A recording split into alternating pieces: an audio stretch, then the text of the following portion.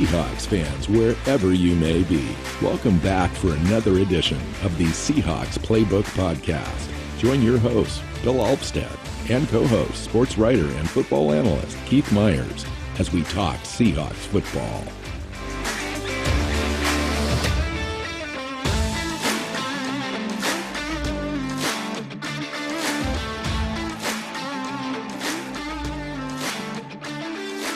Seahawks fans, welcome back for another edition of the Seahawks Playbook Podcast. I'm your host, Bill Alvstad, here with Keith Myers. Keith, good afternoon to you. Good afternoon. It is a lovely slush-filled mess of after Snowmageddon Tuesday here in the Pacific Northwest. But you know what? We're thawing. And I think that's the right word. We're thawing out and starting to get back to normal. Most of the country is into that, and the Northwest has kind of been hit hard. I know in your area up where I used to live in south of Portland, my folks are still there in Tualatin. They did okay.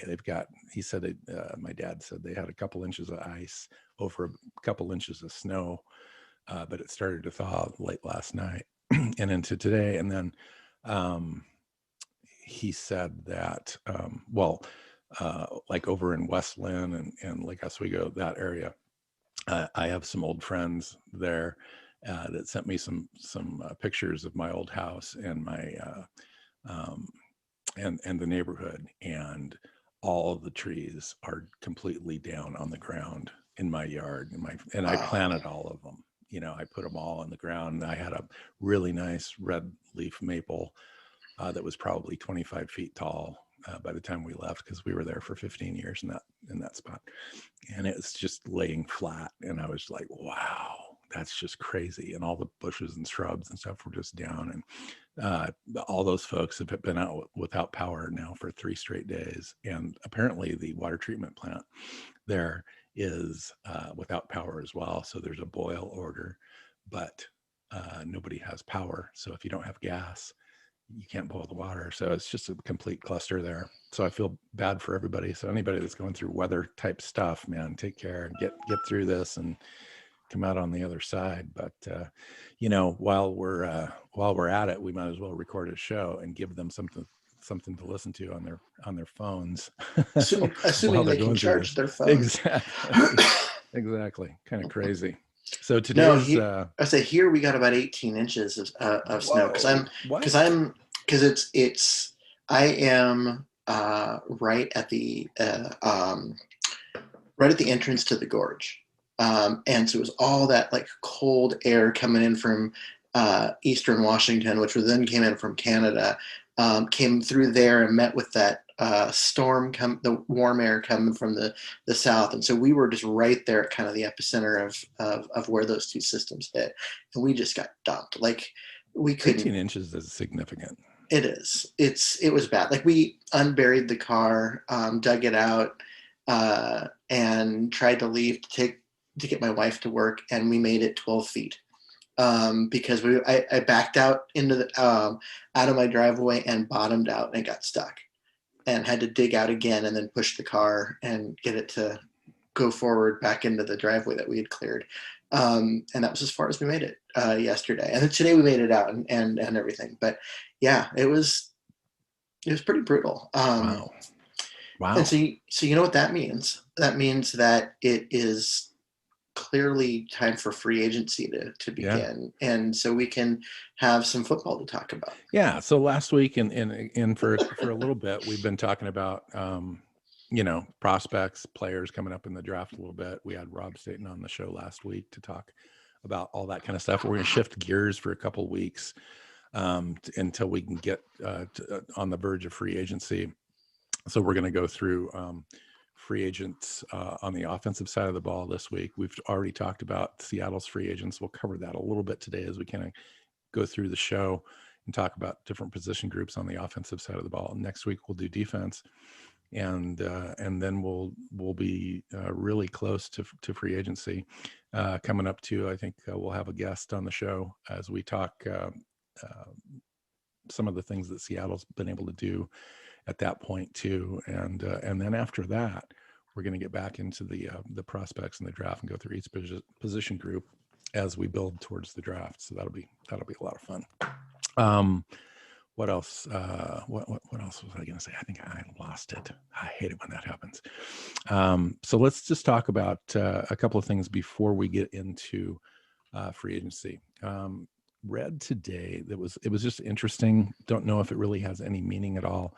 It was reported behind the ESPN paywall on their website that by Jeremy Fowler and Dan Graziano that Jamal Adams, Seattle intends to sign Jamal Adams to a contract extension. Now, that didn't have any other specific information, so I don't know the details of that discussion that they had. But I mean, it's a tidbit that points in a direction that kind of confirms what you were leading up to and discounts some of the things that maybe I was talking about, as far as maybe it makes sense to, to get some draft capital back and all that kind of stuff this year and not go forward with large cap hits for him. But it sounds like they're going to try to make it work. And it does make a lot of sense when you consider the fact that the cap will definitely be going up in 2022 and 2023 significantly, to where his overall cap percentage is still going to be somewhat reasonable overall. Yeah. And I think what it comes down to is he is one of those all-pro level elite guys, and you have to have a few of those on your roster to make a real run at anything. And you can't just have a whole bunch of guys that are good. You've got to have a few guys that are elite, and he is that.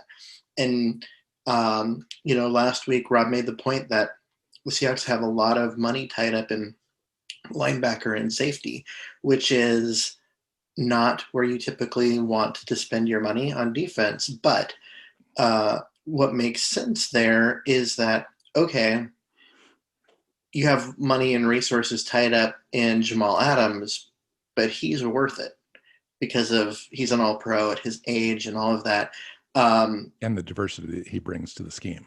Yeah, and if you're going to balance the scales a little bit, it would be KJ Wright or Quandre Diggs that are the resources that maybe don't spend money on and bring it in order to bring in some pass rushers or defensive linemen or that kind of thing. And soon Bobby Wagner will be either off the books or renegotiated as well, and then that resource allocation will be a little bit more balanced going forward. KJ Wright will be gone, Bobby will be gone, Adams will get paid, and he'll be surrounded by the youth and the guys coming up. The Brooks first round pick, that's a significant investment for the future. And I'm sure they'll go forward and have other guys in there, but that dollar amount overall that they'll spend. I mean, Bobby Wagner 17 and 20 million next year will be off, and those dollars can get reallocated. So I'm not too worried about it. I think it's a great investment. You're right in the fact that the team needs more guys like that.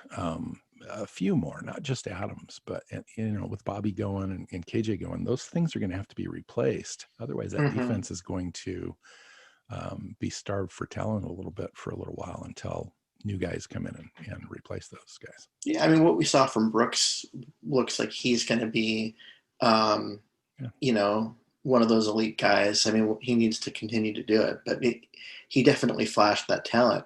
But it would be nice to have that level of player on the defensive line, someone up at front. Least at each level of the defense, you need a guy like that. Yeah, I mean, when the Seahawks defense was great, they had Bobby and KJ at linebacker. They had Cam, Earl, and Sherman at the back end, but up front, they got they had Averill and Bennett as the two guys up front. That's a lot of talent. It's a ton of talent, and it's at all three levels. And right now they've got talent, but it's mostly on the back end and at linebacker. And their defensive line, especially if you don't count Dunlap because he wasn't there at the beginning of last year and has that huge cap number and is likely gone anyway. They don't really have that at the front line. it's all, in the part of the back seven. I And think they're going they to could end up definitely keeping do something. Dunlap only because Green is got one more year here under his rookie deal, and then they got to make a decision on him. I don't know if he's been worth keeping around, so He hasn't we'll been see. healthy enough. Right, and so we'll see. I mean, Dunlap's kind of a proven guy. He's got the most pressures and sacks of anybody we've had in our system for a long time in his career, and it would just be nice to give him kind of a 2-year deal, spread that money out a little bit, and at least get this next year with him. I mean, we do have him under contract. It'd be nice to lower the cap hit. Yeah, I don't think he plays for that. I guess that 14 million is just that's correct. He won't play under that. He'll have he'd love to play under that, but he won't play under that. He'll have a new deal, whether that be an extension signed with Seattle to get his cap number down, or having been cut by Seattle, he'll sign somewhere else. Yeah. But he won't play under that contract. So I want to run you by this with you. What is your thought overall in free agency? And we'll get to this discussion in further detail in a minute. But what do you think about the league as a trend this year, with just a whole bunch of players being released and cut, in the hopes that maybe a good sizable portion of those players would be available to re-sign at much less cost, come off the books, go test the waters in free agency, and just kind of lower the whole marketplace down just a little bit because you've flooded it with players? Well, you've more than flooded it with players. You flooded it with players while also withdrawing a whole bunch of the resources teams have to sign those players, because with the salary cap going down, right? So you're going to have a flood of players available and less cap room than normal around the league in order to sign them. And so you're going to see contracts this year come way down. But what you're also going to see is everyone's going to look and say, okay, sure, the market's depressed, but it's going to be depressed for 1 year. And a year from now, there's going to be a spending, frenzy, because everyone's going to get all that cap room back. And so you're going to see a ton of 1-year deals. So all those people that signed this offseason, all those 1-year deals, and all the people with expiring contracts going into next year, we're going to have another huge free agency period a year from now. But that one's going to happen when there's a ton of money out there. Yeah. This one's happening when there's no money especially for Seattle. Seattle's going to be one of the best positioned teams next year if they don't push a lot of contracts forward in this period of time. So we'll see. I mean, you want to win now with Russell Wilson, right? So we've got to figure out a way to build this team. We'll talk about a lot of that today. But, well, how much do you leverage off of next year when next year is going to be a big year to be able to sign guys that you really like, as opposed to just getting by this year with the players that you need? Speaking of Russell Wilson, he's been in the news a lot, and not for things that I think fans would want him to be in the news for. It's been nuts. So out of control. Yeah, so there's been just tons of speculation about his time in Seattle coming to an end, or how unhappy is he? Is he looking to get traded? Are teams, willing to come get him? There's been trade scenarios proposed by the media. It's either him or Pete Carroll. One of them's got to go. Yeah, it's just been this drama-filled craziness, and condensed into 5 days. I mean, it's been nuts. Yeah. So I'll let you start. What's your take on this? Well, where does it start? Where did it come from? And so that's what you look at. You go back originally, to the whole off-season firing of Schottenheimer, and it was kind of Russell Wilson's corner. They worked together closely for 2-3 years there. And this year they were able to do some nice things at the beginning of the year, but then that fell off. Consequently, Schottenheimer's job became under scrutiny with Pete Carroll. They had a meeting, they had a falling out, and he was no longer employed. At the end of the year press conference with Pete Carroll as well, he talked about the need to upgrade the offensive line and the run game. He said specifically, we want to run more better, more effectively, and even more often to counter some of the defenses we encountered trying to stop Wilson from throwing the deep ball. And he said, Russell agrees with that as well. He agrees that we need to run more effectively, et cetera. And then Russell Wilson came out after Shoddy was gone and talked about the process and talked about, the season a bit and moving forward. And he wanted to be involved in the hiring process of the offensive coordinator. From Shane Waldron's hire, then it looked like, based on what Waldron said, Russell was involved in that process. They had discussions before the hire, during the process, and then afterwards they continued to have conversations and talk. And it seems, by all accounts, that this was kind of Russell Wilson's choice. He is his preferred guy.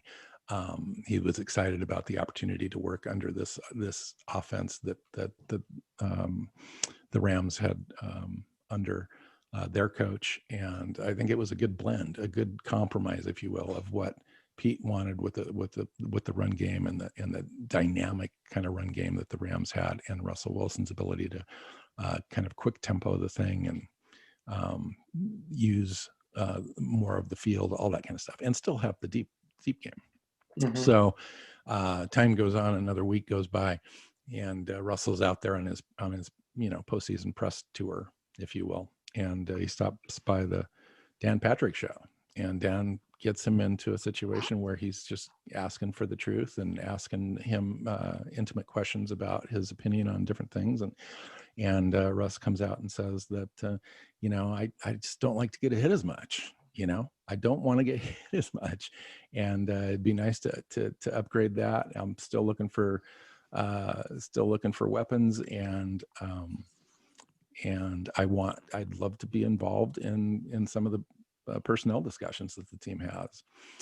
This is not, and that right there was essentially it. I didn't quote him verbatim, obviously. I'm just kind of giving an essence of what was said.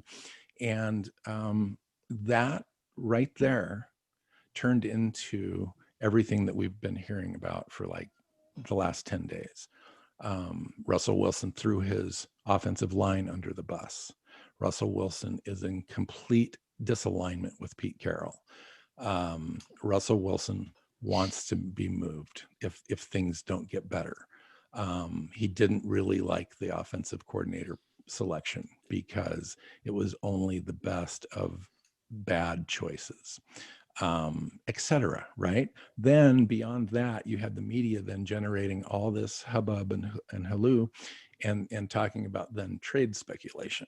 So you have nothing but like trade talks going on between Seattle and 31 other ball clubs to see what we could get for Russell Wilson. Okay, stop. None of what I just described is really happening out there. There may be tidbits of information that people are gleaning onto. Maybe Russell Wilson's agent is trying to put a narrative out there here or there. Nobody's really come out and said, we don't like Russ anymore. We'd like to move him. We're inviting every team to call us, and we're going to take some trade offers. None of that has happened. Russell Wilson and Pete Carroll, from all indications, have always been really close, have always been similar as far as the way that they'd like to win, the philosophy, the character, the being competitive and competition, and doing everything that they can to win, to create a winning atmosphere. That's always been in sync with those two, and that has not changed. And this thing with the run thing with Pete Carroll has been completely blown out of proportion as well, I believe. Now, this is me. I believe that it's been blown out of proportion, and that when Pete said we want to run more effectively and dictate terms to the defense, in fact, we want to run more, everyone's assuming that then means they want to run like 55, 60% of the time and only throw 40%. It's going to look like Russell's rookie season, and it's all going to be bad. And, the world is going to end. Russell's going to be so disappointed. He's going to just get up and leave. And that's just not happening. That's not the intention of what Pete said. It's not at all what he said. They want to be more balanced. Yeah. They want to throw less than 60% of the time, maybe throw 55% of the time. We're talking about a flip of like 5%. And running more effectively, I think, is the bigger thing. And you talk about upgrading the offensive line to do that.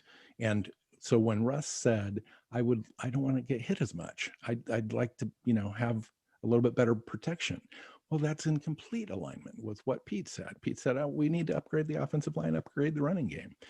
So that aligns with what Russ said out there in the media. And so in my opinion, this is a nothing burger. Russell's not going anywhere.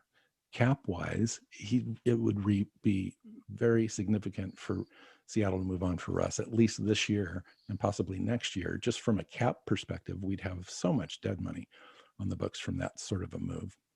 And and these trade speculations, all this kind of stuff is just an off-season media narrative to gin up some clicks and some attention. And if you were to put Pete and Russ in the same room, Keith, they would probably be saying the same thing in just a different way.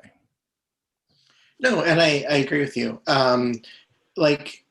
I think one of the things that people are missing is, when Russ says, I don't want to get hit as much, and he's talking about improving the offensive line. When Pete Carroll came out and said, yeah, we need upgrades, and we need upgrades specifically at left guard and center, he gave Russell permission to talk about the offensive line. And that's what happened. And so, he now is able to go out and say things that normally he wouldn't say, because essentially he's just agreeing with his coach. The other part of him not getting hit as much is not having him drop straight back and wait, because all of the routes that are being, that are drawn up in the plays are slow developing routes 30 or 40 yards downfield. Absolutely. And so the Shane Waldron hire addresses some of that.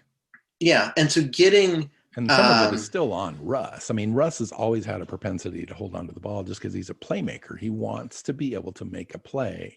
And some of that results in him getting sacked. But some of that, like you said, is the total scheme situation. We've been in a scheme situation where we have long developing routes, and consequently he holds the ball a long time, and some of those routes never develop into anybody open, and you're going to get sacked. Yeah. And there is a bunch of the sacks that are on him, the hits that are on him, and let's not. But there are also a bunch of sacks that where aren't. It's about 30% on Russ, and about 70% on the line in the scheme or whatever. I would have guessed it closer to 50-50, and so Russ needs to step up and own the half that and are on him. He did when he made that statement to on the Dan Patrick show. He also took ownership of some of the things that were on him. Yeah. So like I said, he needs to step up and own that part, but he's not wrong about the other part. And not only is he not wrong about the other part, his coach came out and said that about the other part. And I was sitting here thinking while you were talking, and you're talking about the run game and Pete Carroll's quotes, and it occurred to me that when he says run the ball more, he didn't say run the ball more often. He just said run the ball more. And that comes after running the ball more effectively. If you are running it more effectively, you're stringing together drives, going 3 and out less, stringing together drives, you're going to have more running attempts overall because you're going to run more plays. And so rather than going 3 and out or hitting a 40-yard bomb for a touchdown, which was pretty much what Seattle's offense did last year, it did one or the other.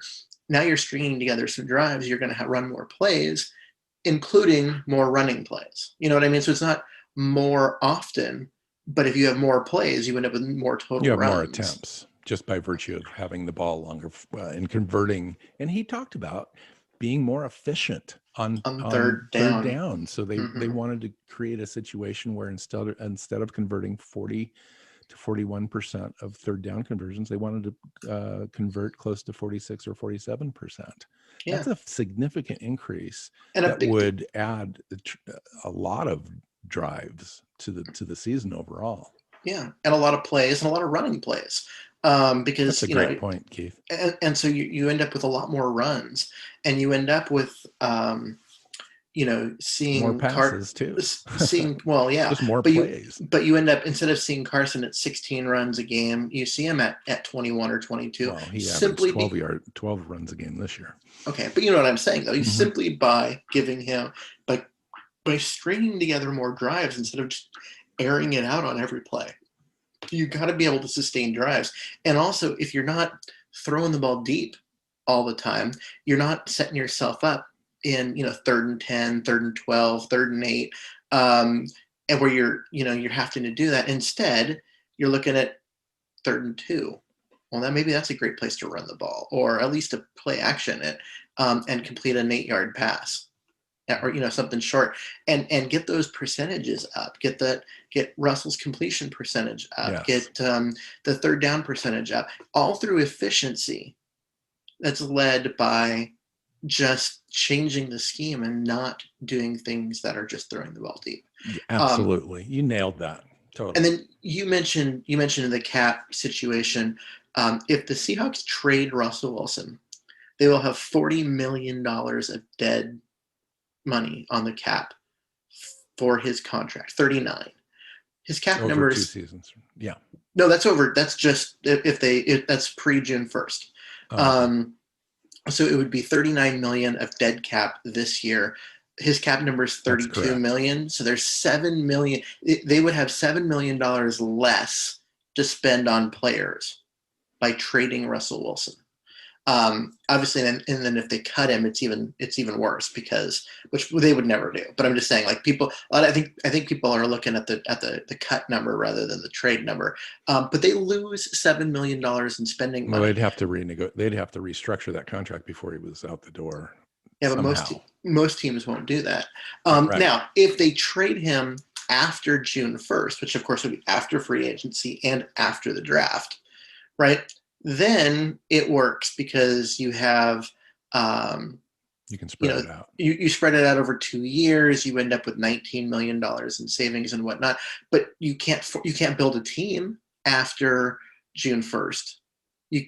Unless you acquire quarterback in the trade. Yeah, but you know what I mean? Like the money's already spent on free agency by that point, right? Yes, the money's spent, the draft picks are spent. Where are you getting this? You can't formulate a team. Yeah, it doesn't make any sense doing a trade at that point. point. You cut it. So a year from now, after the season, if this wants to happen, like that would be the first time you can consider it.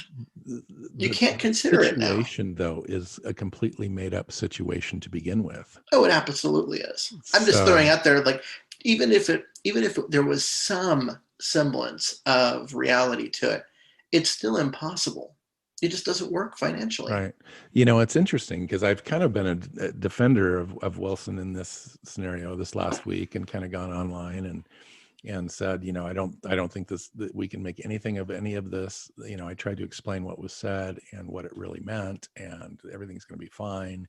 And I was just getting shut down and shut down by some of the sports writers in Seattle, who are advocating for some reason the other end of this thing, which is the worst case scenario, which is, there's major discord between Wilson and Coach Carroll. There's a complete disconnect with the new offensive coordinator hire. Yeah, some of these rumors have to be true, because where there's smoke, there's fire, even though it's all completely made up. Mm-hmm. And so it's just been a wild week. I mean, because it's just been nothing but speculation for a week on a player that has no intention of being traded, no intention of moving. He's not unhappy. He's just stating what every competitive quarterback, the top 10 quarterbacks after the season, go around and talk about, which is, we failed at this, we failed at that, we want to be better, we wanted, these are the areas where we can improve and to get competitive. And for whatever reason, I don't know, the words that he chose to use and the way he said it or whatever just made it to where folks took it in a completely different direction, I think, than the intent. And here we are. I think it's died down a little bit. It'd be interesting if Seattle felt like it needed to come out and make some sort of a statement, or if Russell needed to make a statement to completely squash it. But short of that, we're probably going to end up hearing these things. Well, and it just doesn't really mean anything. So what I always look at with this is there's a couple different parts to it. The first thing, even before Wilson went on the Dan Patrick show, was it was Adam Schefter said teams have been calling Seattle to see if Wilson's available. And then Jason LaCanfora said that one of the teams was the Saints, that with Drew Brees retiring, that Sean Payton is looking for his next quarterback and would love to coach a guy with Wilson's mobility on top of, his throwing and all of that. And, so that led to, you're right. Who would want to trade for him? Right. Like who else would, because apparently the Saints aren't the only capital. team. Right. And all of that. So that kind of started it. And then Wilson goes on the Dan Patrick show like 2 days later and has this basically where he said, I'm tired of getting hit, but he didn't use those words. But honestly, he should be tired of getting hit. He gets hit way too much. And as we said before, some of it's on him, some of it's not. He does get hit too much. Especially as he gets older. And we've talked about this like 4 years ago. I remember a conversation we were having where we said, listen, Wilson's athletic right now. They run a lot of, run pass option type stuff.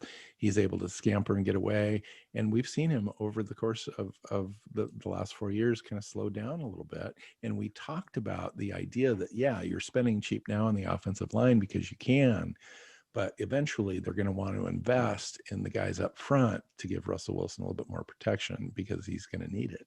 And this is the point where it's evident that I think they do need to invest more in that offensive line because Russell Wilson is less mobile. Yeah. And they need to do that, and they need to speed the tempo of the offense up. They need to do different things that will help Wilson avoid getting hit. They addressed the first part, which was getting a new offensive coordinator in, and a new, a run game coordinator that used to be an offensive line assistant coach. And so those things are now set in motion, and that's part of the equation. And Pete Carroll's, confirming he wants to get back to the basics on the run game and stuff. I think that's way overblown for folks that want to see Russ cook, et cetera. Russ is not going to stop cooking. It's just going to be a more efficient and effective offense overall. You're not going to see them go from, a top 8 or 7 offense in the league to number 15 or 20. And, it's going to be more balanced and more effective. That's my hope. My guess is they're going to go from a top 8 to a top 4 simply because a better scheme, one that fits the talent that they have, one that fits Russell Wilson's skill set, and not one that's just entirely terribly designed the way Schottenheimer's was. So I think we're looking at it's going to get better, and it's going to get better for a lot of different reasons. Well, let's talk about that. One thing before we get into free agents, it sounded like the Philadelphia Eagles and the Seahawks were in conversation about Zach Ertz as far as a trade possibility. Don't know what to put into that. It seems weird to me a little bit because it's going to be expensive. And we haven't used tight ends in the past. I realize that we probably will a little bit more in this new offensive scheme, but it seems like it would be a lot of money to spend for a guy after paying Olsen $7-8 million to come in and give you 25 catches for 239 yards and a touchdown. Would you go out and spend, essentially a third contract level type payout for a guy like Ertz? What do you think? Well, I mean, anytime you're talking about bringing in an all-pro, you have to at least pick up the phone and think about it. Talk about it, think about it. That doesn't mean you do it. but you have to consider it. And the guy's a difference maker. The offense is significantly better when he's on the field than when he's not in Philly. And honestly, I'm not going to blame the team for trying and talking, but what are they going to give up? They've only got 4 draft picks, and the highest one's in the second round. So anything that happens that involves Ertz has to involve players. So are they, is this going to be one of the ways in which they move some guys and create some, some cap room and move a tradable piece in order to get Wilson another elite weapon? Maybe. But you're not giving up a lot of draft capital to do it. You're not, I don't know. It just doesn't make a lot of sense for, for the Seahawks, because they don't really need another tight end with, the 2 guys that they got. They need like a run blocker, and Ertz is the opposite of that. So sure. I'm not so sure. Let's talk about it though. Let's start with the offensive line, and we'll just kind of go through center, guard, tackle, tight end, and our way to the skill position groups. This is where they need to spend the money. If they're going to go get resources, it needs to be on the line. That's where the weakness is. That's where the need is. That's where the resources need to be applied. Well, the question is, how do we do it? We've got right now around $4 million on over the cap to spend. That's not even going to get us, 1 or 2 of our own free agents back or sign our restricted guys. There's a lot of free agents on the team. And there's still a lot of need. We need the starting center, starting left guard. We've talked about running backs before. We're missing a tight end.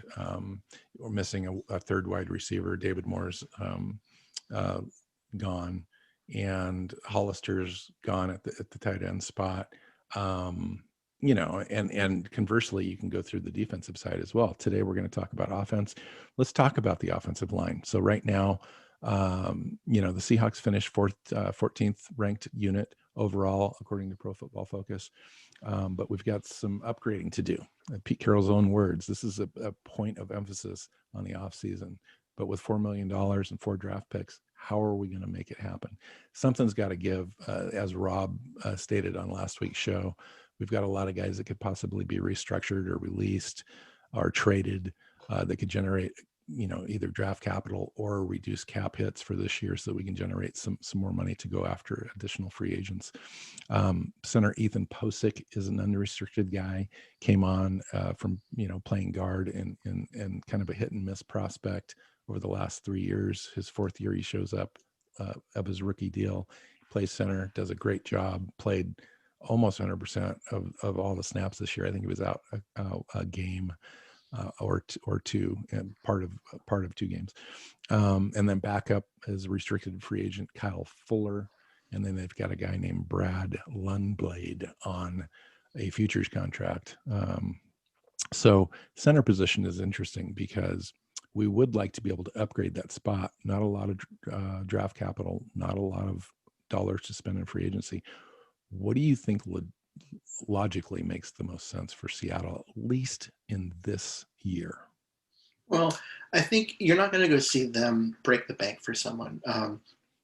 A guy like Joe Thuney, the left guard of the Patriots, isn't coming to Seattle.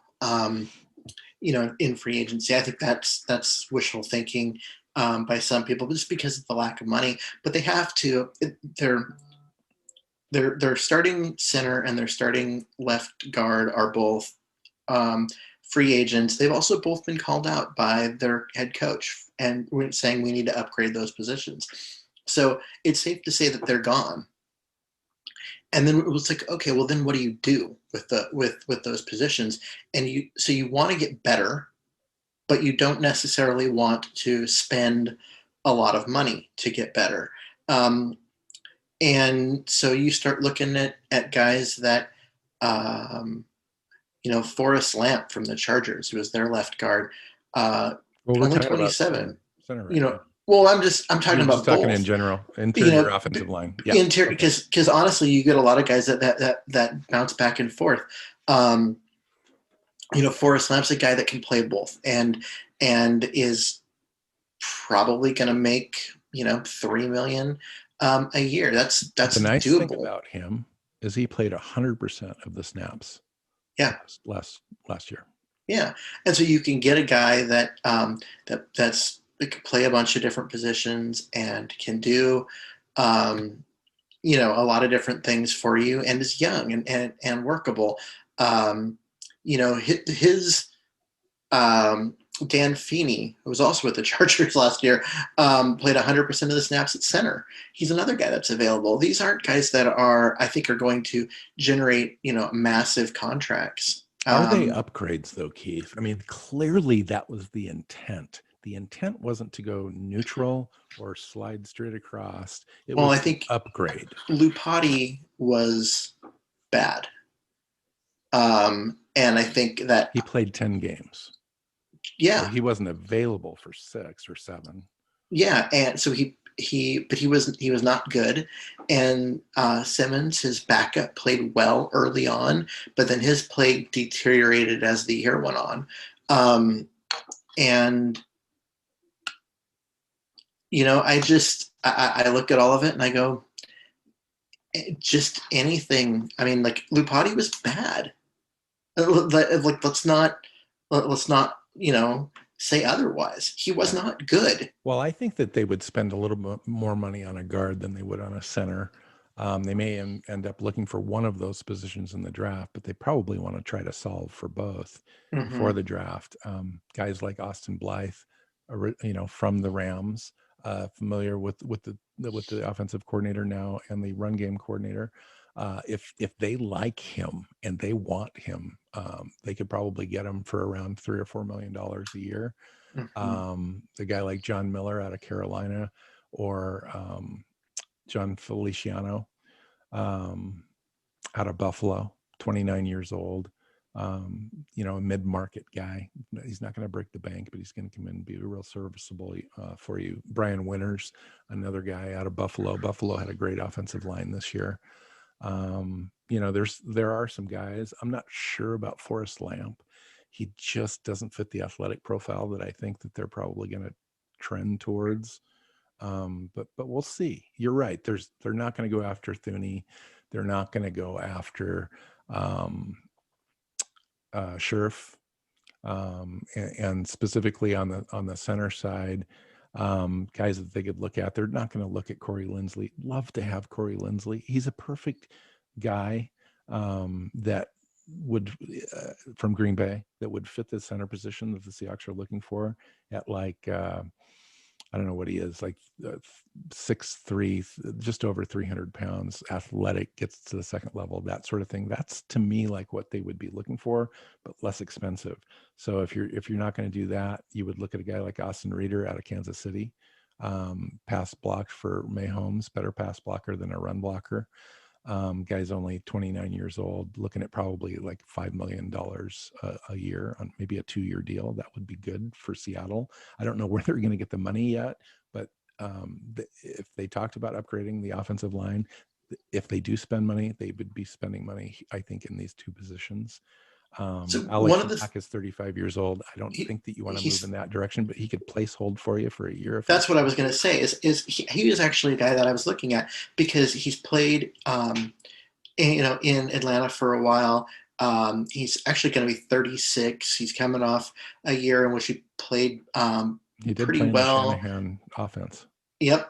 He knows kind of that kind of scheme and that kind of stuff. But he's older. Can he at 36? He's a guy that you could sign on a 1-year deal and be like, hey, take one last shot at getting to a Super Bowl. Yeah. And maybe they can get him, for a year and make that work. Or the other guy that I don't think they can afford, but maybe you could do on a 1-year. Hey, let's go see if we can contend and get you a chance to rebuild your value, would be Mike Pouncey. A couple of years ago, he was absolute great player at center. Did not play last year. And at 32, coming off a year in which he did not play a snap, he's not going to have a huge value. So it's come in, play for, $1 million, rebuild your value, your market, go out there next year when there's a lot more money to be spent and go get paid. Maybe they can get that kind of situation to happen. I think that may happen. I think the other thing that the team might consider and might trend towards is you've got Damian Lewis there at right guard. He's entrenched. He's going to be there for a while. Everyone else is kind of going to be in this kind of moving parts kind of a thing. You've got Brandon Shell on a 1-year deal remaining. You've got then Lewis. He's got 3 years left on his contract. You're going to have a new center. You're going to have a new left guard, and you've got Brown over there at left tackle that's got 1 or 2 years left. He's only got 1 year left on his contract. And so you could have 4 new starters by the end of, by 2022. And so if you wanted to start that process now and pair Lewis with a couple of guys that are on his same time frame, if you will, you could get a center in the draft or a guard in the draft, make that your first pick in the second round. And then, get a journeyman guy, like you said, to come in, or pay a guy like Ted Karras out of Miami, originally from New England, 6'4", 305, known to be an athletic type center that can get to the second level. He's only 28 years old. Sport Track believes that he'll have a contract valued at around $4.5 million. So if you get him on a 2-year deal, $9 million with 3 or 4 guaranteed, that makes a lot of sense to me. A guy that's 28 years old, get him in for 2 years, see how it goes, maybe give him a second contract down the line. And that's really about it on the center class. The guards, the Mike Upati thing is a little bit more interesting to look at. The other guys to consider too is Chance Warmack was released. That was a guy that we talked about maybe having another opportunity to come back. He opted out for COVID. So they released him. Jordan Simmons is an exclusive rights free agent this year. He said it doesn't cost a lot of money this year to play. He's going to end up having about a $700,000 contract. So a cheap guy to be there. Phil Haynes is there, and then Damian Lewis. So it seems like they've got a lot of room there to add players and upgrade that position, not only as a starter, but for depth. What guys, you mentioned Brandon Scherf and Joe Thuney as being the top 2 guards available in free agency.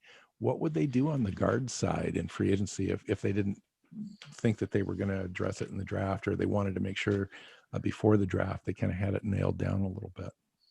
Well, like I said, I don't expect them to go after the big names. If they're going to go after a big name offensive lineman, if they're going to go out and say, hey, we're going to go pay someone as an offensive lineman, I was thinking, like Darrell Williams, who 29-year-old right tackle, and pay a guy like that with the idea that, hey, it upgrades the line and, kind of anchors, one of the sides, especially with Brown entering the last year of his contract and how old he is and all of that. Let's get one side that's solid type of situation. So you'd pair him with Lewis at right guard. You'd have a nice. I think Darrell Williams is going to be too expensive if you're not going to play him at tackle. No, that's what I mean. Like I would say you'd get him to have him be your right tackle. Oh, okay. And then of course then you'd move on from Shell. Maybe you trade him and get some, get a 5th or 6th round draft pick, but then you're still needing a guard and a center. You upgrade it. So I was thinking, if you're going to spend money, like that's a place where you could go to spend money. Crazy idea. What would you think of bringing back a Fetty? He played right guard in Chicago, okay. So what you're wanting is for me to pick up this laptop and throw it through the window that's in front of me. The thing about a Fetty is dependable. Now, not just for bad play. He's dependable to get terrible holding penalties at the least possible, like the worst possible moment. You can mask some of that, and he played all 16 games, almost 100% of the snaps, and so he did show up. A guy like that is valuable, and an interior guy that's more athletic than most guards, He still can't run. can get to the second level and block No, the backside. that's not who he is, though. On those zone runs. That's not who he is. He's a guy that can get to the second level by going straight forward and pushing the guy in front of him. He's not a guy you want in space at all, ever. He just doesn't have the feet for it. And not only that, but he's so bad mentally. Like, just don't even bring him up. Like, to me, it would be a terrible move. That would be going that I like way backwards. I like Elijah Wilkinson out of Denver, coming off of his rookie deal, 26-year-old. Now there's a guy I could get behind. Yeah, I mean, don't bring up a Fetty. Be a good plug in play. Mm-hmm. Anyway, he went undrafted in 2017, so I mean, he's not which is weird, but he's been playing. He plays the position, so we'll see. I don't know what they're going to do. I honestly don't. It's just kind of one of those years. By this time, usually, we kind of know what the cap's going to be. We kind of know what free agency is going to look like. We know how much money we're going to be able to spend. We have a little bit more draft capital. This year, it's just all kind of still up in the air. There's been no NFL and players meetings, Players Association meetings, so we have no idea where we stand, really, how much money we have. We've got all these free agencies of our own that we don't know if we're going to be able to afford to pay. We don't know if guys that are under contract that have 1 year left are going to get restructured or released. It's just kind of crazy how we're trying to determine all this stuff with very little information. Hey, by the way, happy 4th anniversary on the show as well. I forgot to mention that earlier. Yeah, we're 4 years in. That's funny. You're like, yeah, we talked about this like 4 years ago. And in my head, I'm thinking, so we talked about this on our first show? Yeah. Really? Yeah. So now we just entered our 5th year. I think last Thursday or Friday was like the official. I looked at the first show that we published from at 12th Man Rising and on the fan-sided stuff was last the 4-year anniversary was last Thursday or Friday or something like that. So that was a long time ago. Yeah. So we've entered our 5th season. Nuts. Nice. So let's leave the offensive line. Let's go to tackles. Well, wait, I want to talk about tackles just for a minute. I don't think that we're going to do anything with tackles. I think that, you've mentioned about upgrading Brandon Shell a few times and all that kind of stuff. I think he was totally serviceable at the right tackle position for a really manageable contract. And I just think this year with so little capital and so many other needs all over the place that I think they just leave him. Right this year, and I agree. Out next year. I don't think that they do anything with tackle. I would like to see them figure out a way to replace Brown at some point. And so, like I mentioned, possibly move. You move on from Shell by putting someone there, but the idea is my thought was, if you're going to pay an offensive lineman, like really step up and sign a big contract. It shouldn't be for a guard or a center. You do it for a tackle, and then you'd find another way. And if you're going to step in and sign a big contract, why not look at a guy like Cam Robinson? I don't even think you got to spend money to get him. Because he was left tackle. He's 26, he's 25 now. He's going to be 26 next year. He was the 34th pick overall in the 2017 draft. Yeah, and has not lived up to that. Oh, no, dude. Here's the deal. Now, you got to imagine a Fetty in Cam Robinson's body. So he's never had fewer than 40 pressures allowed in a single season. Do you realize that the guy that I talked about, Corey Lisley from Green Bay, he's only allowed 4 pressures on 437 attempts this season. 4 pressures versus 40 for Cam Robinson. I know they play different positions, interior and on the edge and so forth, but Cam Robinson has a really hard time athletically getting out to block edge rushers that are more athletic than him. Well, yeah, that's what I'm saying is if you could, he's a left tackle in Jacksonville. Move him to the right side. Get him off that left tackle, so you're not expecting him to cover the blind side. And also by moving him to the right side, you're sticking Will Disley, who's a fantastic blocker, right next to him.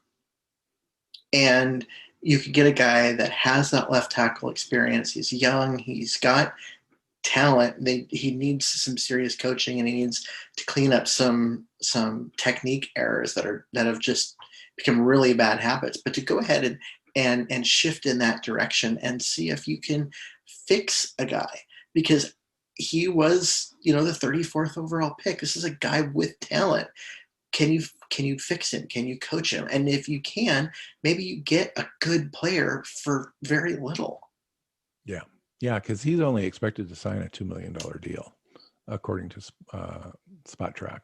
Yeah, and that's about right. I mean, he hasn't been great, but if nothing else, bring him in, keep Shell. I'm not saying this would be, but you bring him in to replace Abuahi. What do you think happened to a guy like Cam Robinson, who I was really liked in the draft in 2017, second round, 34th overall out of Alabama? Here was a guy that it was either incredibly overdrafted and we all were kind of wrong, or something's happened to him and he's no longer a viable guy. I think there's something about Jacksonville, and so many guys there have underperformed, and I think it's probably a culture issue. Whereas, I mean, you talk to guys like Jamal Adams, how they talk about how much different it is being in Seattle and how much people care about winning and just being good at their craft and everything, and how surprised they are at the culture. And he came from the Jets, who are also miserable and not Jacksonville. But I kind of get the feeling that it's similar, and so it might just be an issue. He needs to get out of there. He needs to get it into a new place. He needs to get around other people. He does need new scenery. He needs a new team. The question is he a swing guy that comes in as being your sixth lineman, or does he get a starting role somewhere where somebody takes a chance on him? You'd really have to study the film and know how he would fit into your particular system. He may well, in fact, be a guy. I just don't know. I can't remember. It seems to me like I thought he was fairly athletic and long, and otherwise we wouldn't have been interested in him in 2017. So I can't remember. And so I look at a guy like that if he's going to sign for $2 million a year. I mean, that's less than what the Seahawks paid Abuahi, and he has a higher ceiling, a lower floor, but also a higher ceiling. And you sign him to a 2-year deal for $4.5 million and see what you got. And because he's the type of guy that you might have something good. Yeah. Once you get it out of Jacksonville, in the Rams system, the Waldron system, you don't have to depend so much on you're scheming to help your offensive line a little bit more in his system. Yeah. So okay, let's talk about tight ends for a little bit. And you mentioned the fact that you didn't think that we needed a tight end. I beg to differ just a little bit. What I was saying is I'm saying you don't have to go spend what it would take to get. Well, where are you going to get one? An all-pro. If it's just a guy, if it's just a mediocre receiver and a pass blocking guy, you're still going to have to go out and spend a little bit of money. Hollister's probably not coming back, but he could. Gerald Everett. Well, you look at Hollister and you look at Everett; they're almost the same player. And which is going to be less expensive, and which is going to fit best into the scheme? Now, Gerald Everett, when you take a look at the Rams scheme, he was okay. He did pretty good, but he was never really a complete standout that you might think he would be from that pass receiving tight end, move tight end sort of position. He's pretty good. I mean, he's an upgrade over what we've had. But when you take a look at Hollister in that system, is there more opportunity for him to catch the ball like he did a year ago as compared to this year? We do know that he does well catching the ball. He just can't block anybody. And Gerald Everett is not going to block for you too much, but he's a little bit better than Hollister. He's better than Hollister as a blocker. He's a little bit better as a receiver. He's just an upgrade. And I don't think he's going to cost a lot. And the thing is, he knows the offense because he played in it. Well, he's going to cost you more than Hollister. I mean, he's going to be Hollister. You can get for probably $2 million, and Everett's probably going to be closer to $5 million. I don't think it's going to be that high, and I think Hollister's going to. Well, Hollister, I was going to say, is probably going to be closer to 1.5, and Everett's probably going to be 3. But both of them are guys that I think you have to look at.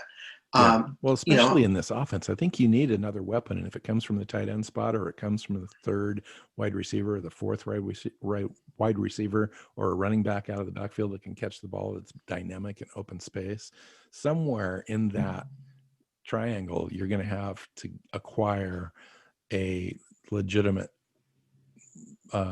pass catching guy that can move in space and operate in that Shane Waldron offense for Russell Wilson. I mean, I mean, you lost Olsen this year. He didn't give you a lot, but he was projected to give you a little bit more than he did. Hollister's not coming back. You're going to lose David Moore probably, or David Moore comes back on a kind of a 1-year deal.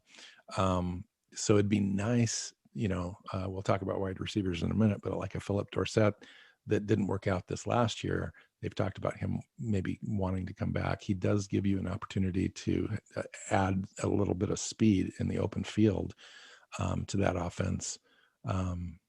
But I think, a guy like Gerald Everett or a guy like Hollister that's cheap, and we need cheap this year in a couple different spots, but still gives you an opportunity for production. I think Hollister might be that guy that you just bring back just because he might even be a better fit in this new offense than he was before.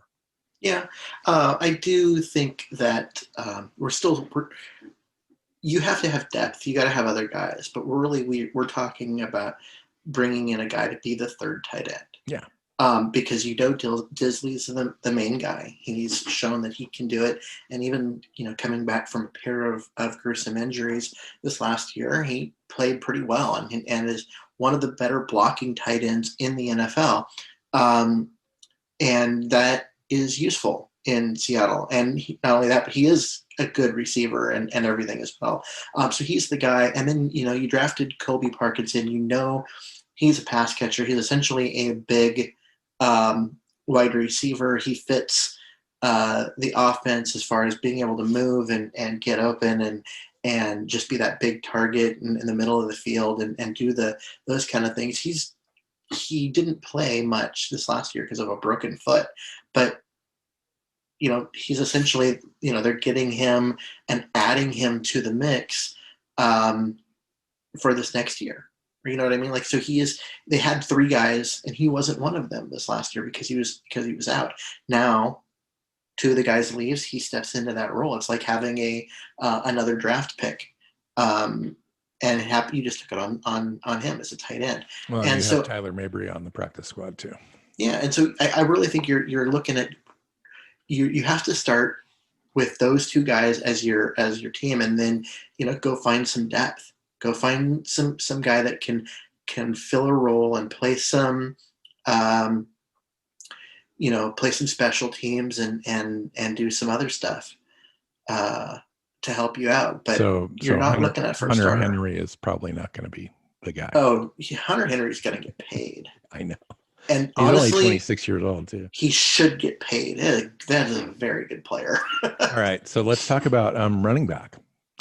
Chris Carson's unrestricted. Who knows? Carlos Hyde, right? They're looking at Rashad Penny, who's, believe it or not, an unrestricted free agent in 2022, unless the team exercises its 5th-year option, which it will not, unless Penny has like a 1,500-yard season, and who knows, right? Travis Homer, 2 years left on his deal. DJ Dallas, we just got last year. Alex Collins, unrestricted free agent. Who knows if they'll invite him back to fit into this offense or not. seems like a cheap option if Chris Carson were to leave in free agency, but we'll see. There's some running backs out there, of course. There's just not a lot of money to spend. And do you spend it on a running back?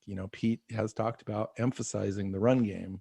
So it seems unlikely they would go into the season completely depending on Penny, who's kind of been injury prone so far, and then a couple guys in Dallas and Homer that are unproven for the most part so far. So it seems like they'll make a move here.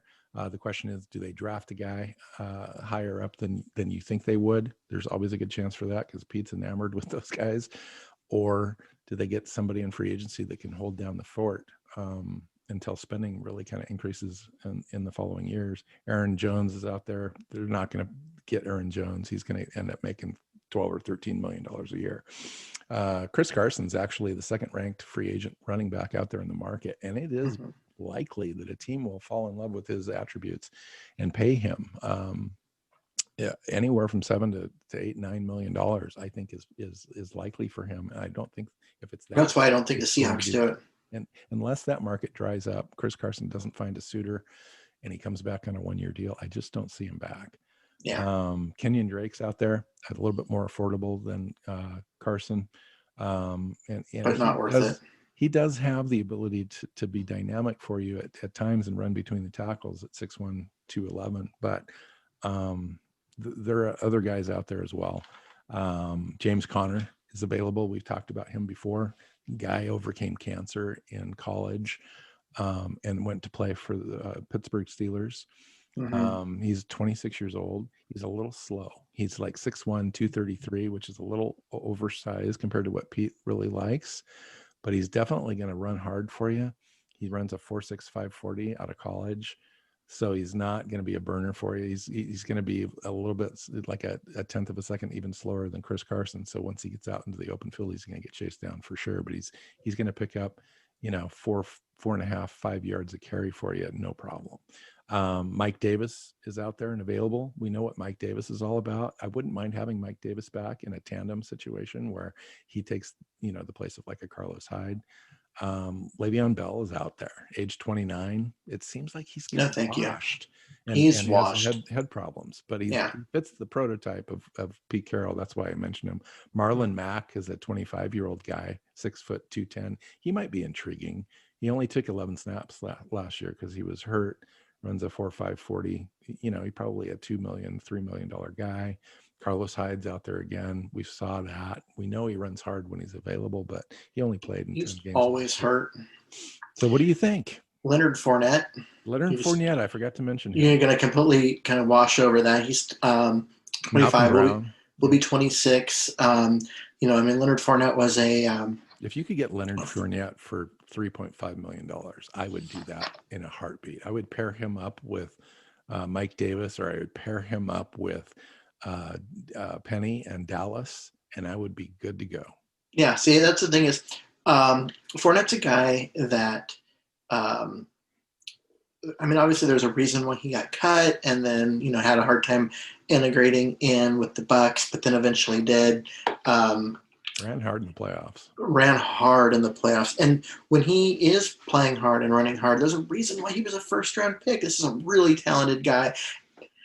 And I would love getting him in to be a tandem with Penny. And so he's kind of the guy that is the hedge in case Penny, gets hurt again or that kind of stuff. But he's just a guy for his size, 225 pounds, he runs a high 4.48, kind of a 40 time.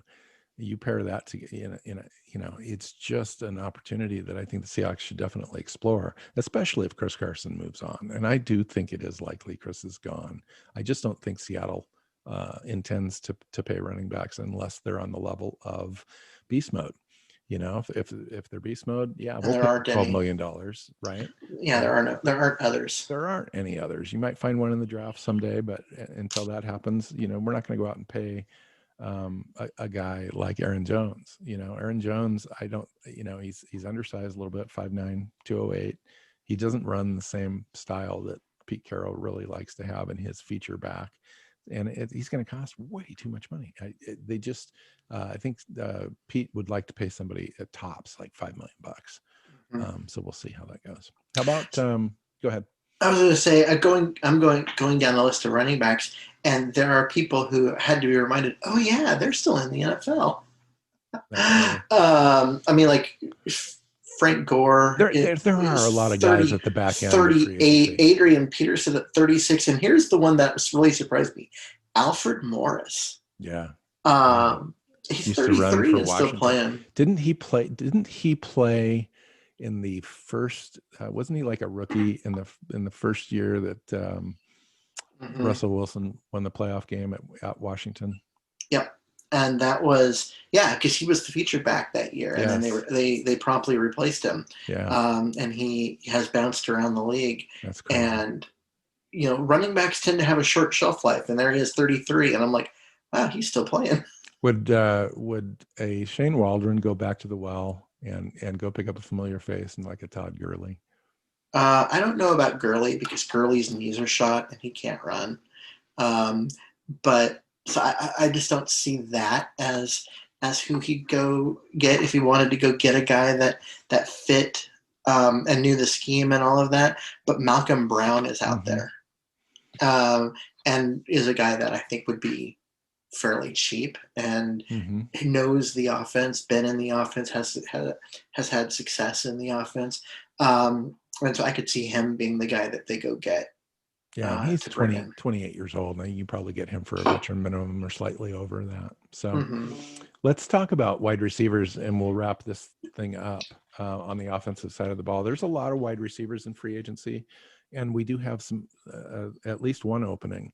I think that when you look at our guys, we're probably looking. Obviously, Tyler Lockett's back, but he's only got 1 year left. He's an unrestricted guy in 2022, so they may try to figure out how to hedge for Tyler Lockett this year, either by drafting a wide receiver higher than you think that kind of has Tyler Lockett's attributes and does some of the things that he does, or they go out and spend a little bit of money on a guy. They also have Freddie Swain, who might be able to step into those shoes at some point as well. David Moore's likely gone. I don't know that the team is enamored with him, although he kind of is what he is. He gives you 30, 35 receptions a year for 300 or 400 yards and 5 or 6 touchdowns. He doesn't have a lot of drops. He seems fairly dependable. He actually ran like a 4.45 in college, but I swear, Keith, this year when I was watching him, especially on kick returns, he looked like his feet were in quicksand.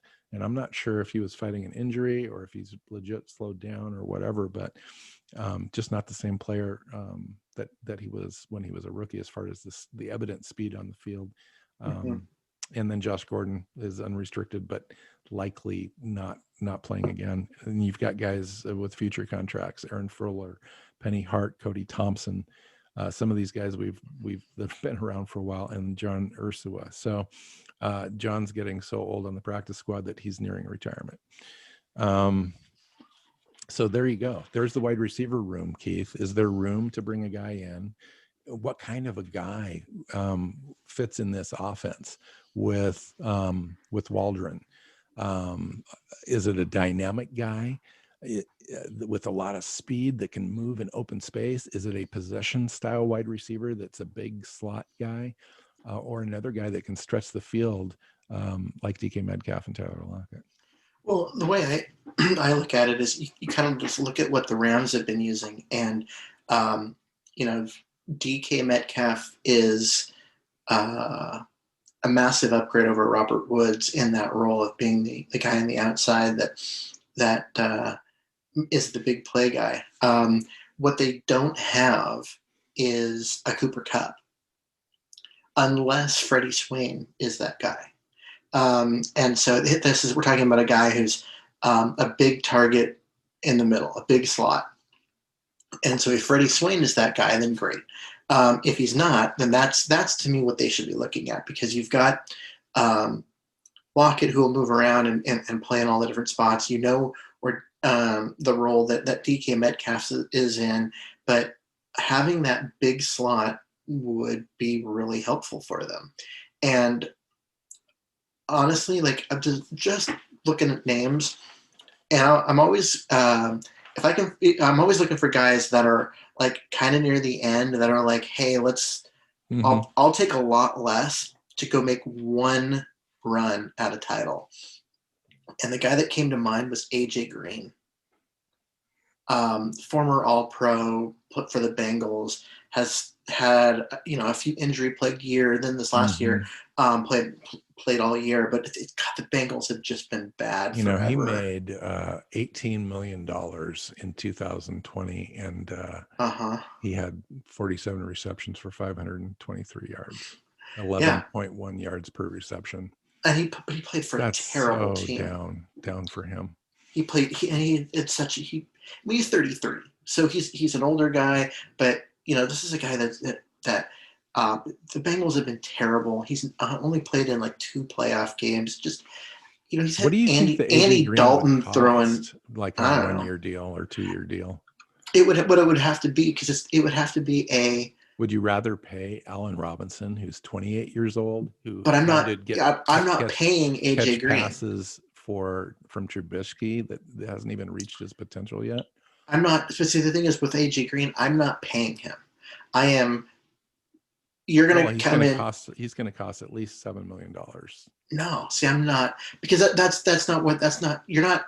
I know you're not getting AJ Green from 5 years ago, but but that's not what I'm saying. Is you're saying what is his value? Is higher. His market value is. I'll tell you what his market value is. Seattle's his market value, according to Sport Track, is $6 million. They expect him to sign a 1 year $6 million.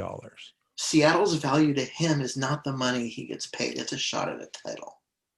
So it's, you know what? If you want to go play for the Jaguars and go play for another crappy team like you've been on your whole career, go sign your $1 million or 1 year $6 million contract. You want a shot at a title? Come in here, play for $2 million, and have a chance to go win a Super Bowl.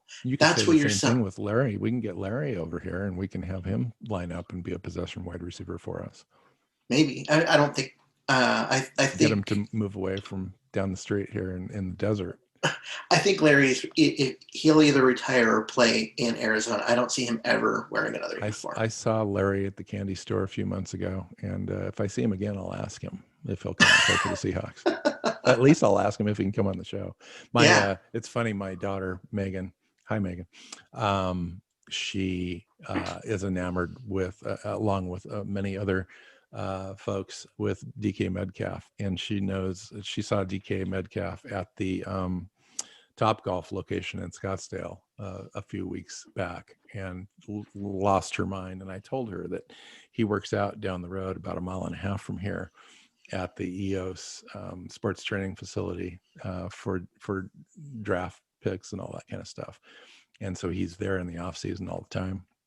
And I said, what I can do is we can just set up a table outside the facility, make sure I'm off the property, so I'm not stalking or trespassing, and you'd still be stalking. post on the table, DK Metcalf, my daughter wants to meet you, and will you be on my podcast? And we'll see, because he'll have to drive by there every day, at least twice a day, once in and out of the parking lot, and over time, I think I could get him.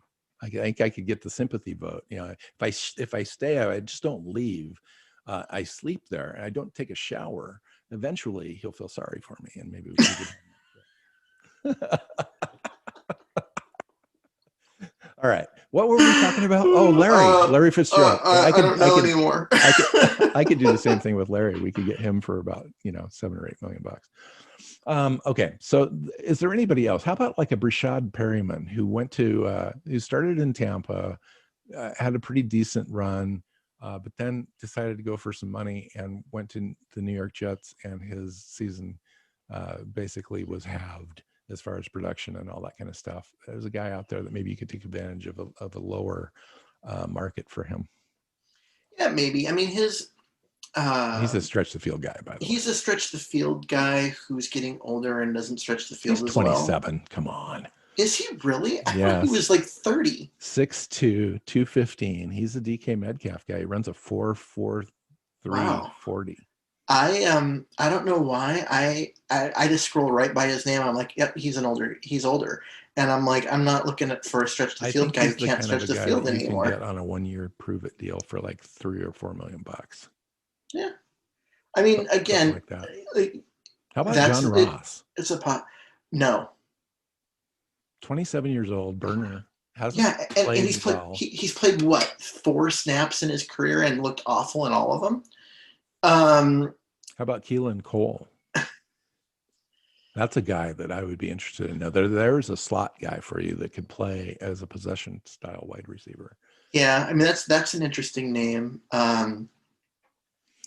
28 years Definitely. old, 6'1", 194, capable third wide receiver. I mean, he's not going to be your 1 or 2, but he's a guy that can catch 40 balls for you, especially in a Waldron offense. Mm-hmm.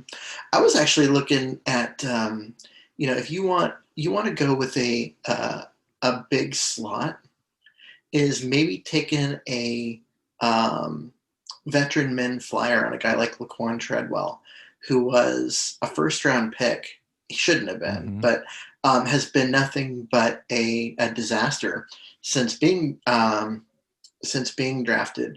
But this guy's tall and he's got good hands, was a first round pick. So, there's some talent there, but take a chance on like, okay, we're going to change your role. You're not going to be the guy in the outside. We're looking for that. We're going to teach you how to play in the slot and read zones and find holes and kind of be a big tight end type of wide receiver type of thing. You know what I mean? Like Mm-hmm. more of that kind of role where you're being a possession guy in the middle, and maybe that's something that he can like rebuild a career out of.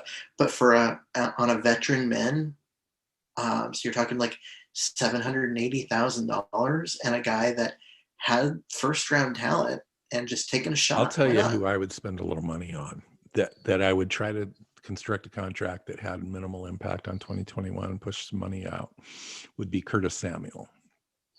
Carolina, age 24, 5'11", 195, ran a 4.3, 140. This would be kind of a Tyler Lockett sort of hedge Mm-hmm. into the future.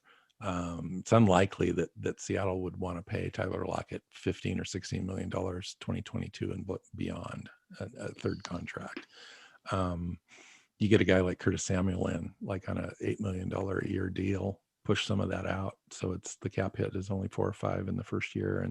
And there's a guy for you that could be your third wide receiver or second wide receiver in 2021, depending on how it worked out. It could even give you the opportunity to trade Tyler Lockett if you so choose, That's what I was going pick to up some say. draft capital. If you're going to, that has to be your fallback. So you take Tyler Lockett and his over 10. What is it? He's $14 million So cap hit this year for next year. Yeah. Mm-hmm. So you take his $14 million and you trade it for a draft capital. So you get a third round pick for him, and you get that money off the books, and then you bring in Samuel at $8 million a year. And so you take a little hit as far as talent, because I think Tyler's a better player. But you scheme him better. You scheme it open. Yeah, I mean, and so you scheme him open, and you take advantage of the fact that now you're paying a guy about half, and you just gave yourself $6 million to go spend on other positions, and you gained a mid round pick, a second or a third, and so your receiving room's a little less talented, but you got you can be more balanced that way. You can spend that money, use that money on a guard, like we talked about earlier, and make your offensive line better, and still have Samuel in that role. That's the kind of stuff that would work fairly well. Yeah.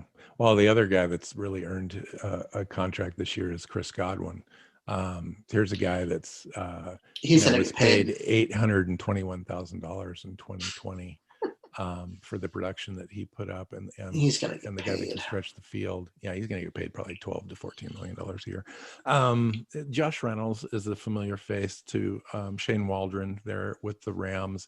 Is a guy that I think that they would consider bringing in for a fairly small contract, like a 2-year, $4 million a year per year kind of a deal to be a third wide receiver. He does have the potential. I mean, he could do the Tyler Lockett thing maybe, but he's more of he's an in-between kind of a guy. He's going to be able to stretch the field for you a little bit. He's also going to be able to play out of the slot. 26 years old. Gave the Rams last year 16 full games, 800 yards receiving, 52 receptions, 11.9% per yards per reception. He's Waldron, I think, wants to bring a couple guys with him if he could, whether that's Malcolm Brown or whether that's Gerald Everett, whether that's Josh Reynolds or a lineman like Blythe or somebody else, just from the familiarity aspect of it and continuity aspect of it, guys that could help disseminate that new offense to the existing guys on the roster. So that's my 2 cents on that. I think we wrapped up the wide receiver group. We don't really need to go over the quarterbacks. We know we've got Wilson. I think that, just looking at the entire group, what we've got Danny Etling and Alex Mago on the practice squad. It makes the most sense to bring Geno Smith back, and looking at the unrestricted free agents out there in the market. I think you can get Geno for, $1.2-1.3 million on a veteran minimum deal again. And he knows the system. It's familiar. I don't see them going out and spending extra money where they don't have to this year. And that would be a pick that they would feel comfortable with. You're not going to go for guys that are out there are Dak Prescott. And then after that, it's bleak. It's like Fitzpatrick, Winston, Newton, Dalton, Taylor, Tyrod Taylor, Trubinsky, Brissett, Flacco, Glennon. And then you've got Geno Smith. So there's nobody out there better than Geno Smith for this job. The quarterback market is weird in that you have all these players that are leaving the league at the same time. Roethlisberger retired, Breeze is retiring, Phillip Rivers is retiring. You just have like all of these guys that they're all retiring the same year, and they're all older, and so there's going to be this weird jostling for quarterbacks. And so you already saw Matthew Stafford move, and the Houston Texans are going to be are still looking at moving their quarterback, and I think that's part of the reason why all this stuff with Wilson started, is because it started with the Saints and them wanting someone that they can replace Breeze with. I'm surprised the Saints haven't called up Philadelphia, but it's interesting. You're right. I mean, it's a volatile market. There could be some opportunities for low-level quarterbacks to come in and have opportunities to compete for jobs as well. Yeah. There's 4 or 5 quarterbacks that are going to start out of the draft right away for their respective teams that they get drafted to. So it is going to be definitely a changeover year in the quarterback spot. But the Seahawks seem to be they're going to be fairly steady at this spot, given all of the last week of news with Russell Wilson. We're still going to have Russell Wilson. The team's still going to function basically the same way, and Geno Smith is probably going to be back. Yeah. All right. Yeah. Next week, we're going to do the defensive side of this equation. And we'll go through the position groups and we'll try to figure it out as well. And then we'll have, we'll get into some of the draft prospect position groups following that for about 3 weeks. And then after free agency begins, we'll talk about a kind of a free agency recap show. Hopefully we'll have a guest on for that I've got planned. I just have to extend the invitation. And then we get back into the prospects, and we're up to our run in up to the NFL draft. I think the week before the draft, we have our 5th annual mock draft show. I've invited Dana O'Gorman onto that show, and she said, yes, of course. So that's always one of our funnest shows, because it's like, we get to the end of our mock drafts, and it's like, so this didn't work because I really wanted to get a tight end and there were none. So I'm like, oops, I screwed that up along the way. I don't know. That's always one of our fun shows. It is fun. It goes to we show. usually each get, one hit or really close to it. The thing that I was talking to my dad the other day, and it was about kind of the mocks, and they're silly, but they're still fun to do.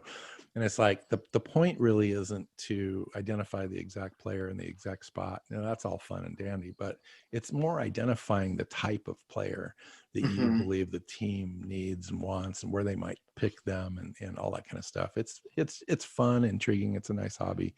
And then we build an entire show around our little hobby. So that's always good. Oh, yeah. So anything else? We'll wrap this up. No, let's wrap this one up. And honestly, if you're listening to the Russell Wilson drama, just tone it out, and tune it out, ignore it. Nothing will come from it. It's not a thing. It's all good. Not this year. Yeah, not this year. Who knows, right? The NFL is a funny business, and it's interesting.